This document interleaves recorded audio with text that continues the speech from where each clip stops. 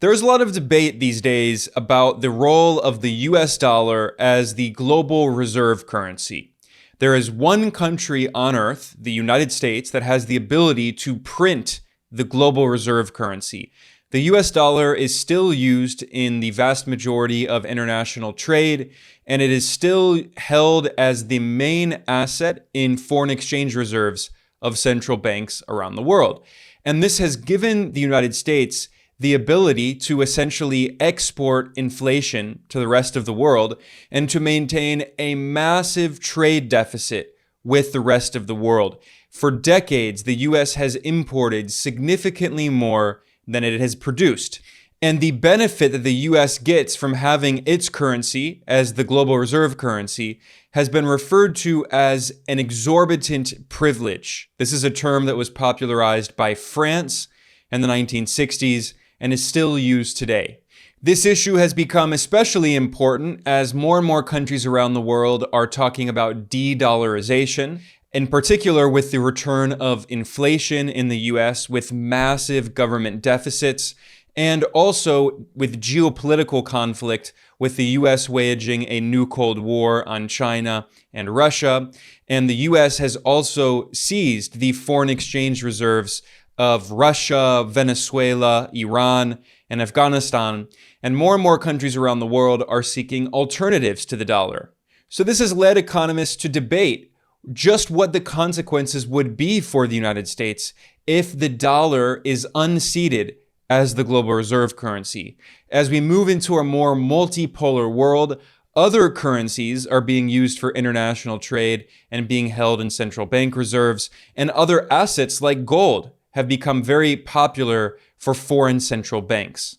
Well, today I'm going to be looking at a very interesting study that was published by the Irish economist Philip Pilkington, and he tried to answer this question, and he analyzed what would be the effects on the US economy of the end of the exorbitant privilege of the US dollar. And he found that it would result likely in a decline in the average daily income in the US of between 27% and 57%. And he estimated that a decline of 27% would be more likely. This would mean a massive fall in living standards, and the US would no longer be able to maintain such a massive trade deficit with the rest of the world, such a huge current account deficit. It means that there would be more inflation. It means that imports would be more expensive.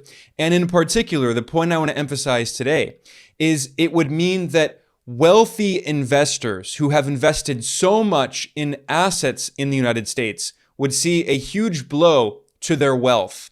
That is to say, the people who would hurt the most from the end of the exorbitant privilege of the US dollar is the global 1%.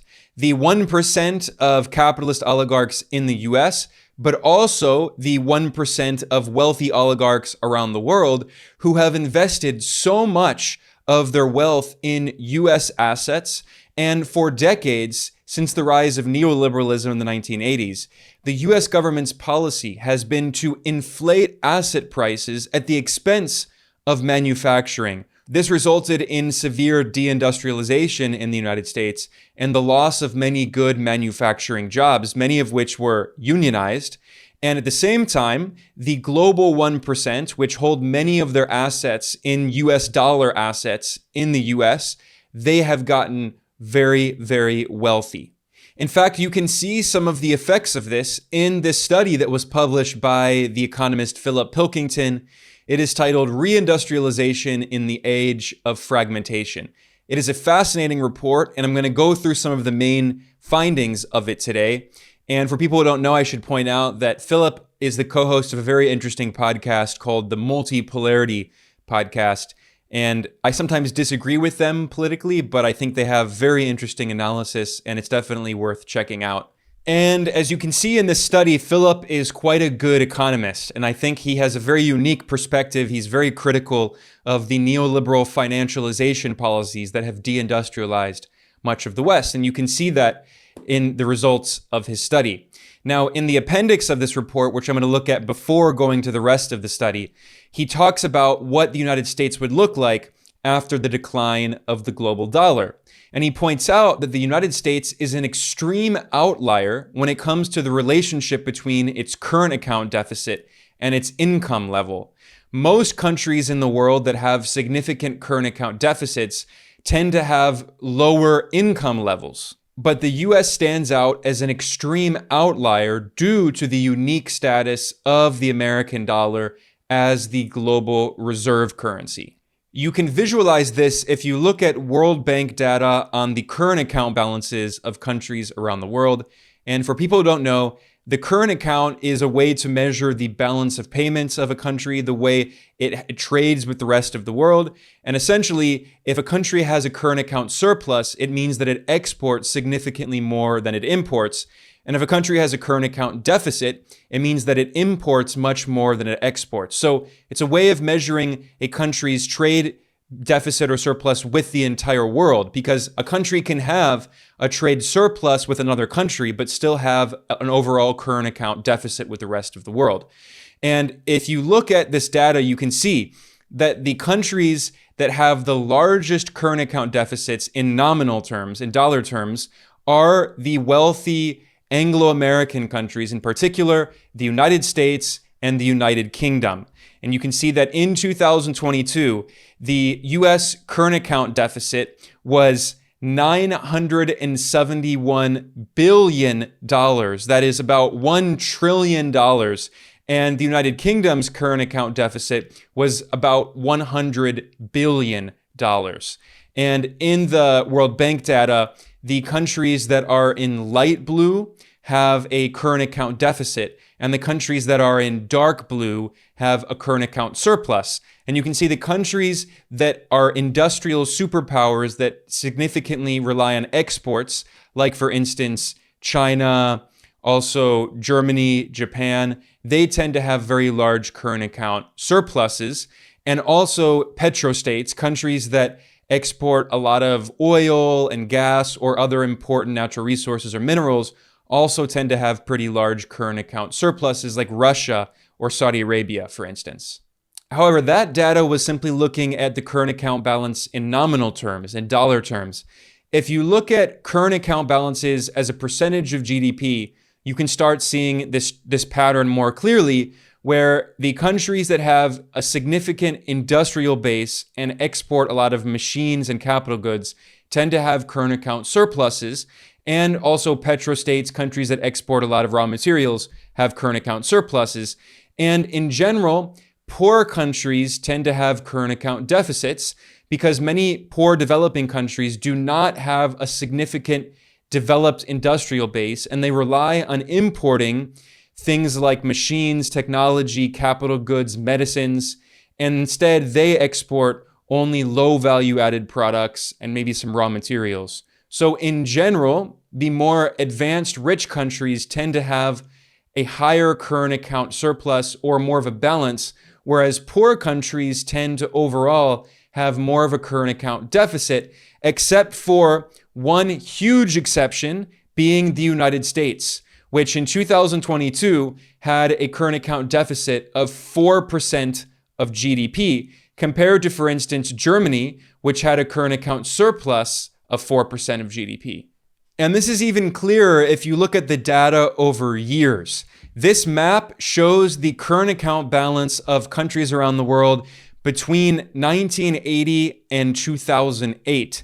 And you can see that there is one country that is dark red on this map because it has by far the largest current account deficit in the entire world, and that is the United States. Whereas countries with large manufacturing sectors, especially China, Japan, Germany, they are some of the darkest green on this map with some of the largest current account surpluses because they are the factories of the world, exporting significantly more than they import. Now, for people who don't know much about economics, I want to briefly explain this point because it's very important. Countries that tend to maintain a current account deficit over time often have a decline in living standards because they tend to have a falling exchange rate. What does that mean? It means that a country that imports much more than it exports has to find a way to finance that difference, right? Because if a country is paying for all of these imports, where is the money going to come from in order to pay for those imports? Well, workers can produce products and they can have exports. And then when they export products, they will get access to foreign currencies, which they can use to pay for their imports. However, if a country does not have enough of those foreign currencies to pay for the imports and they have a current account deficit, what happens is that over time, their currency will fall in value against the value of the currency that is used to pay for their imports, which, by the way, tends to be the dollar. So poor countries in the global south that tend to have current account deficits because they don't have much industry, their currencies often fall against the dollar. And that means that the purchasing power of workers who are paid in the local currency falls. That means that these workers can no longer buy imports, so imports decrease. And over time, theoretically, at least on paper, the balance of trade will become more balanced and the current account deficit will disappear. However, what actually happens is that countries take on debt in order to maintain those imports. And one of the ways in which governments will fund that debt is by selling sovereign debt in the form of bonds, or the International Monetary Fund will step in and they will help a country by providing them this debt that they use, this loan, in order to fund their balance of payments. But of course, they have to do so in return for imposing, structural adjustment policies, which are demanded by the IMF. Now, the reason that the US does not have to do that, the IMF is never going to tell the US to balance its balance of payments and stop importing so much. The IMF is never going to impose conditionalities and structural adjustment on the US because the US dollar is the global reserve currency. So this means that most countries, poor countries in the global south, the living standards of workers fall because they can no longer pay for their imports, so their currencies devalue against the dollar. But the US is buying its imports with its own currency. If the US wants to buy foreign cars or oil or whatever technology they want now, then the US can simply print those dollars in order to import those products, and then the US exports inflation to the rest of the world. This is the exorbitant privilege of the US dollar. And in his report, Philip Pilkington tried to answer the question, what would the US economy look like in a world where the US dollar is no longer the global reserve currency? And he found that it would result in living standards in the US, that is average daily income, falling to an equilibrium level of about 57%. And that is a massive decline. However, he points out that wealthier countries are often better able to sustain higher living standards than poorer countries relative to their current account balance. So in reality, he estimated that it would probably look like a decline of living standards of around 27%. So between 27 and 57%. What this shows is that the US economy is living on the wealth produced by other economies around the world, and the US economy sucks in that wealth in the form of foreign investments, which are used to fund its current account deficit. However, at the same time, I think there's a very important detail in here, which is the role of financialization in the US economy, and how looking simply at a decline in the average daily income of Americans, I think, is not the best way to understand this, because we should understand how, yes, the end to the exorbitant privilege of the US dollar will have an impact on average people in the US, but actually what we're going to see is different impacts on different people in the US. And the people who will be hurt the most from the end of the exorbitant privilege of the US dollar are not poor and working class Americans, but the richest Americans, and also rich people around the world, the global 1% who hold much of their wealth in the form of US dollar denominated assets. Because the reality is that the financialization of the US economy and the de-industrialization of the US economy and the role of the US dollar as the global reserve currency has not benefited most average working people. Instead, it has benefited a small handful of capitalist oligarchs. And this is why the issue of industrialization is so important. Because if you look, When the US in the neoliberal era in the 1980s, when it began to deindustrialize, it's not a coincidence that that's the same moment at which the US current account balance began to skyrocket. So in the 1970s, the US current account balance was around balanced. It was about 0% of GDP, pretty balanced. But by the 1980s, in 1987, it fell to 3% of GDP. And then in the 1990s, it plummeted. And by 2006, it reached 6% of GDP. This is, of course, right before the Great Recession in the United States, the major financial crisis, which this is peak globalization, peak neoliberal globalization. And in this era, from the 1980s until the 2000s, 2010s, many manufacturing jobs in the United States were exported abroad. This was the era of outsourcing. And instead, the US economy increasingly financialized. This chart shows how in the neoliberal era of globalization and free market fundamentalism, there was a bifurcation. And you can see it very clearly in the average compensation in the non-financial sector and in the financial sector. And wages for non-financial workers in the US were completely stagnant since the beginning of the financialized neoliberal era. And instead, in the financial sector, compensation skyrocketed. And this chart, by the way, comes from the US government's inquiry, its official commission report on the 2008-2009 financial crisis. And it's a very clear example of the adverse effect, the negative effects of this neoliberal financialization policy, along with de-industrialization. Here's another chart showing how starting in the 1980s, there was this bifurcation and the US economy moved much more toward the service sector and away from goods and construction, away from manufacturing. And basically the idea was that the US doesn't need to produce anything. Instead, US companies can outsource their manufacturing to low-wage countries in the global south, and they can pay foreign workers much less and then export those goods to the United States. And instead, the US economy would be based much more on services and, in particular, in the financial sector. And the idea was essentially that all forms of economic activity and economic growth are equally valuable. It doesn't matter that there is less manufacturing in the US. So this brings us back to the issue of the US current account deficit and helps us to answer the question as to why the US has been able to maintain such a massive current account deficit over decades. It makes more sense when you realize that the inverse of the current account is the capital account. The capital account is the way to measure the flow of investment into and out of a country. And you can see that as the US maintained this trade deficit with the rest of the world, the US began exporting dollars. It flooded the world with dollars. And what happened? Those dollars were invested in assets in the United States. Now, it also led to the creation of offshore dollar accounts in Europe, which are known as Eurodollars, and other countries as well. But that's a completely different point. What we're looking at here from the Federal Reserve data is the massive increase in foreign investment in US assets, which are the inverse of the US trade deficit with the rest of the world.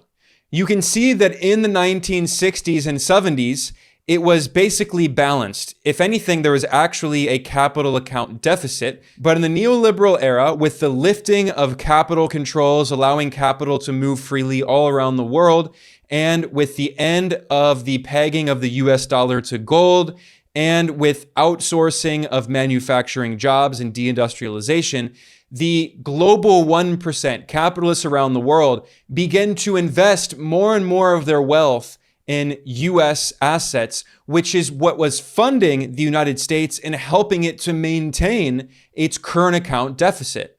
You can see this especially clearly if you look at the size of the US stock market as a percentage of the overall world stock market. Now, in 1899, the US represented a little under 15% of the world stock market. The UK made up 24%. As of 2024, the US alone represents nearly 61% of the entire world stock market. This is according to data that was published by the Swiss bank UBS in its Global Investment Returns Yearbook for 2024. And you can see that no other country comes even remotely close. Japan comes in second place with 6% of the size of the entire world stock market. The US is 10 times larger. What this shows is that not only capitalists in the US, but capitalists around the world hold much of their wealth in the form of US equities and also, of course, US real estate and US bonds, US government debt. It was famously the economist Michael Hudson who explained how this system works back in the 1970s in his book, Super Imperialism, The Economic Strategy of American Empire. And Michael published an updated third edition of his book back in 2021. He explained how the US was able to maintain this current account deficit by forcing other countries to invest in US Treasury securities, especially US allies like Japan and South Korea that have been militarily occupied by the US since, in the case of Japan, the 1940s, and in the case of South Korea, since the 1950s. So essentially, these countries were paying the US to maintain its military occupation of them.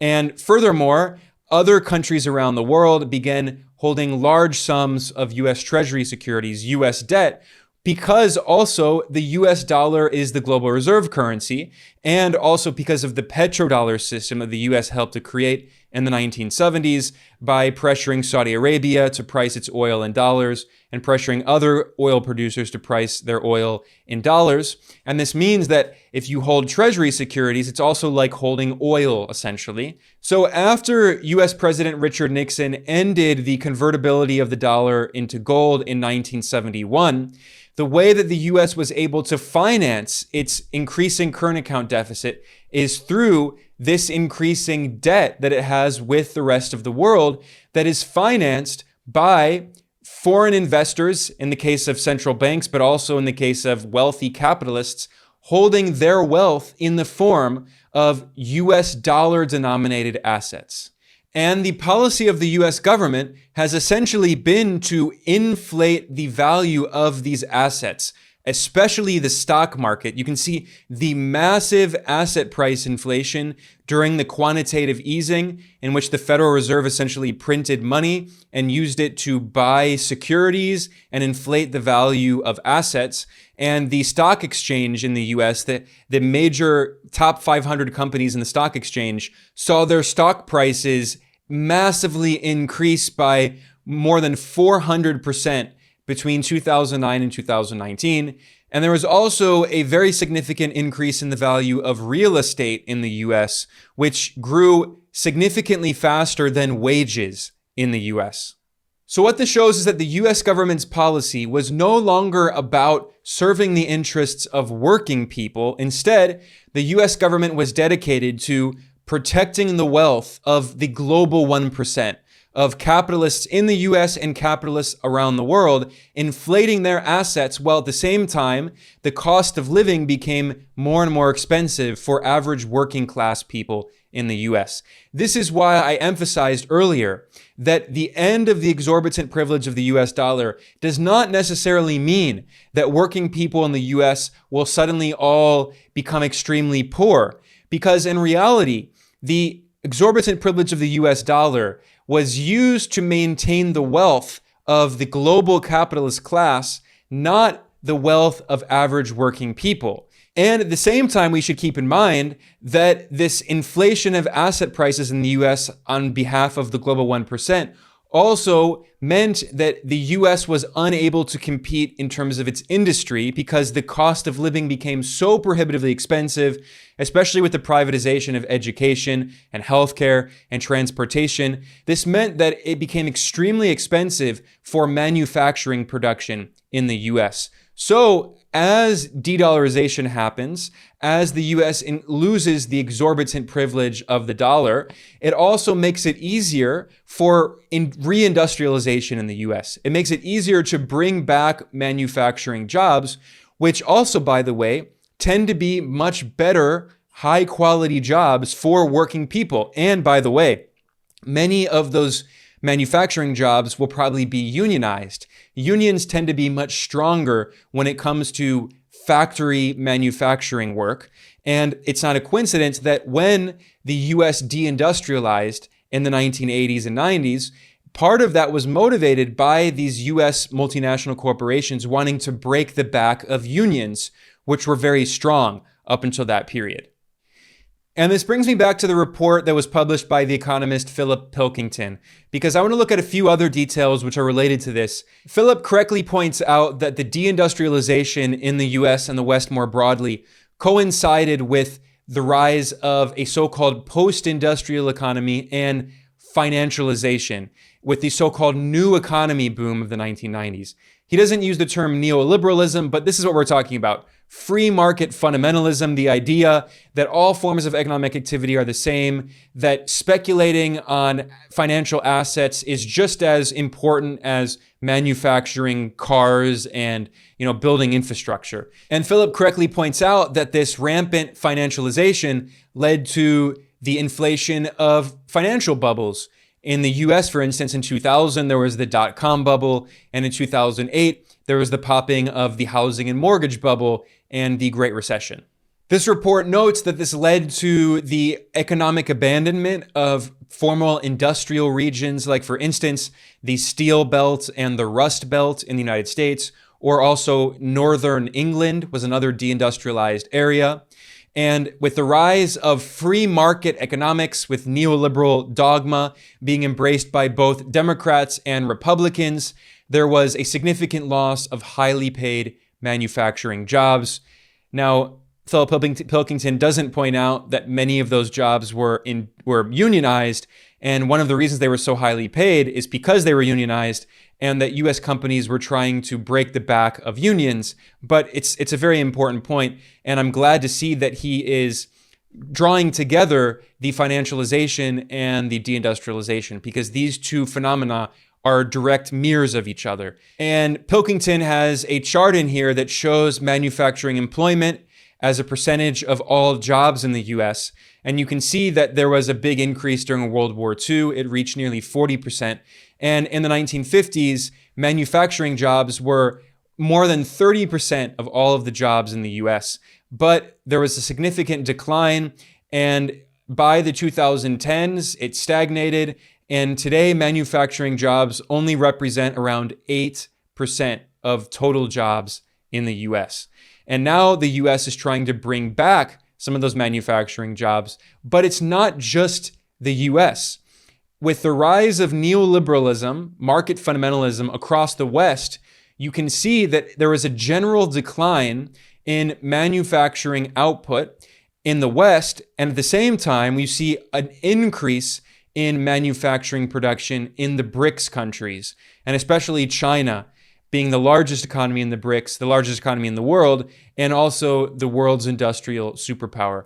Now, I should point out that in his report, Pilkington included Japan and South Korea in the West, the collective West grouping, and that makes sense politically, of course, although when you include Japan and South Korea in the data, it actually makes the deindustrialization look less bad, because in reality, compared to Europe and the US, Japan and South Korea have not deindustrialized. Japan and South Korea are still major industrial powers. So you should keep this in mind when we're looking at the data here, that Japan and South Korea are actually helping the West in this data. Now, also coinciding with deindustrialization in the West was a decline in investment. And economists measure investment by looking at gross fixed capital formation. And if you look at gross fixed capital formation as a percentage of GDP, you can see that the countries that are major industrial powers like China and also South Korea still have very high investment rates. In the case of China, it is nearly 45% of GDP. In South Korea, it is over 30% of GDP. But in the US and the UK, the neoliberal financialized economies, in the US, it's just over 20%, and in the UK, it is under 20% of GDP. So there was a massive decline in investment And of course, you need investment in order to fund more industrial production and reindustrialize. What's also very interesting about this study is that Pilkington looked at foreign direct investment, FDI, as a percentage of GDP, and he shows that actually there's not really a correlation between manufacturing, high levels of manufacturing as a percentage of GDP, and FDI as a percentage of GDP. In fact, China's FDI as a percentage of GDP is very low. It's at basically the same level as the US, and it's lower than the UK's. But obviously the US and the UK have significantly de-industrialized, whereas China continues to industrialize. So Pilkington points out that this data shows that developing countries mainly rely for their capital development on internal capital accumulation, whereas Western countries typically seek out a combination of domestic and foreign capital to build out their capital stock. So FDI is not as important for the BRICS countries as it is for many of the Western countries. And of course, this is looking at data from 2017 until 2022. There was a period, especially in the 90s and 2000s, in which FDI was more important for China's economy. But today, FDI is not very important for China's economy. And you should keep this in mind when Western media outlets try to portray China as being an economic crisis because FDI has declined, ignoring the fact that the vast majority of investment is domestic, not foreign. In fact, Pilkington pointed out in his report that it is foreign investors who stand the most to gain out of investment in rapidly growing emerging economies, not the economies themselves, many of which seem able to grow without FDI inflows. And he pointed out that the relationship between average income and FDI is very weak. He shows that the data, according to the data, average income does not correlate with foreign direct investment. And people might think that the main driver of FDI is low labor costs, but the data shows that other factors must override this consideration. Low labor costs alone are not enough to attract foreign direct investment, and high labor costs are not enough to repel FDI. And this is often pointed out by economists. If the only thing that you needed to attract foreign direct investment was low wages, then the poorest countries in the world, in sub-Saharan Africa, would have tons of FDI. But obviously there are other considerations like infrastructure, industrialization, human capital development. So the point is that this idea that developing countries need to attract foreign capital from foreign investors in order to develop is simply not the case. In the case of China, FDI did play a role in technology transfer, but it was not the main factor in China's economic development. And today, it is not the main factor in development in the BRICS countries and in much of the global south. The vast majority of investment in these countries is domestic, not foreign. And by the way, in regard to this idea that having low wages means that a country is going to have better manufacturing, well, what's interesting about Pilkington's report is he finds that average daily income bears no relationship to manufacturing as a percentage of GDP. So that means that having a low wage economy is neither a necessary nor a sufficient condition for having a large manufacturing component in a country's economy. There is, however, a consistent relationship in both Western economies and in the BRICS countries between running a current account surplus and having a higher average daily income. So this is simply explaining the data we looked at earlier, which shows that many poor countries, developing countries in the global south, have current account deficits, whereas some rich countries disproportionately tend to have current account surpluses. But of course, as we're talking about today, the main exception is the US, and that's because of the exorbitant privilege of the US dollar. Pilkington says this in his report, noting that having a globally competitive economy that can run a trade surplus gives rise to higher living standards. However, the situation of the United States is an outlier. The US may have too high an average income relative to its international competitiveness, and that is an effect of the US dollar being the global reserve currency. If the dollar were ever to lose its reserve currency status, the US may see a substantial contraction in living standards. This, of course, is the main point of the analysis today that I began this episode with. And I think it's the most interesting finding in Pilkington's study, although it's not the only one. This is a very fascinating report. And as I wrap up, Pilkington concluded his study pointing out that a small but vocal minority of economists and politicians have warned about the dangers of deindustrialization for decades, but were not taken seriously by the political elite. And that's, of course, because they profited from the financialization of the US economy. And not just the US political elite, but around the world elites profited from that, from investing in US dollar-denominated assets. However, the silver lining that he points out in this study, which again, the study was actually not dedicated to studying the exorbitant privilege of the dollar. That was actually kind of a side effect of this report. What it was dedicated to is looking at the effects of deindustrialization and how Western countries can reindustrialize, and whether or not high incomes have an impact on industrialization. And he pointed out that high labor costs are not impossible to marry with high levels of investment in industrialization, as countries like Japan and Germany have shown. But at the same time, they likely do not make industrialization any easier. And Western countries that have lower wages have an advantage in the reindustrialization drive. However, he points out that it is possible to reindustrialize, that governments have to encourage higher rates of investment. And this is, I think, the money quote. There needs to be a concerted effort on the part of government to channel savings into productive investment rather than blowing bubbles in the financial markets. This is such an important point, and this is exactly getting back to the issue that I've been speaking about today, which is that US government policy since the rise of neoliberalism in the 1980s has not been to encourage productive investment in the real economy.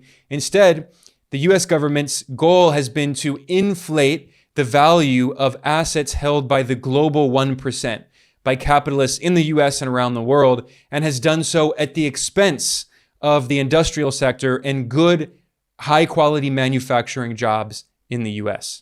And this is why the end of the exorbitant privilege of the US dollar can be good for working people around the world. In the US and other countries, it is the global capitalist class, oligarchs worldwide, the global 1%, who have benefited from the exorbitant privilege of the US dollar. And this is why de-dollarization is so important, not only for developing countries that want to increase the living standards of their own workers and want to have a greater share in global prosperity. They, of course, are the main beneficiaries of de-dollarization, and that's why it's so important for them to find alternatives to the dollar. But also, I think it's true that there could be benefits for working people in the US. This is why everyone should support de-dollarization. And it's also why I spend so much time and energy reporting on this issue. I think de-dollarization is one of the most important developments in global politics and economics today. And on that note, I'm going to conclude. I'm Ben Norton, the editor-in-chief of Geopolitical Economy Report. I want to thank everyone for joining me today. Please like and subscribe. Oh, and by the way, in the description below, I have linked to Philip Pilkington's very interesting report. You can find that link below and read the study for yourself. On that note, I'm going to conclude. I'll see you all next time.